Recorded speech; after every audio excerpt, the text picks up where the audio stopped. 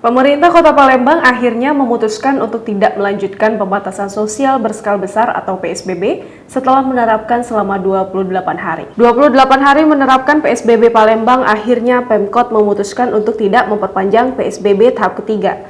Sekretaris Daerah Kota Palembang, Ratu Dewa mengatakan, situasi penyebaran COVID-19 saat ini telah lebih baik dibandingkan sebelumnya. Sehingga Palembang yang sebelumnya ditetapkan sebagai zona merah, kini telah berubah menjadi zona orange. Ratu Dewa mengatakan perubahan dari zona merah ke orange itu berdasarkan perhitungan dari 14 indikator kesehatan yang ditetapkan oleh gugus tugas. Dari hasil perhitungan tersebut, situasi Kota Palembang diklaim telah lebih baik dibandingkan sebelumnya. Gugus tugas sendiri penyebaran virus COVID-19 mempunyai 4 zona resiko penyebaran, yakni warna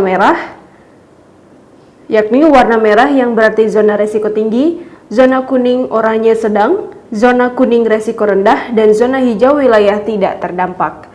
Dengan menurunnya situasi penyebaran COVID-19, pemerintah Kota Palembang berencana tidak akan lagi melanjutkan pembatasan sosial berskala besar. Sebab PSBB sendiri telah dilakukan sebanyak 2 kali, yang dimulai pada 20 Mei sampai 2 Juni pada tahap pertama dan 2 Juni sampai 16 Juni 2020 tahap kedua.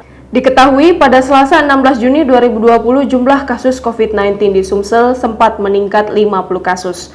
Dari total keseluruhan itu 49 merupakan warga Palembang dan 1 dari Kabupaten Muara Enim. Namun menilik data Palembang tanggap, kasus corona di Palembang hingga Selasa 16 Juni mencapai 929 kasus.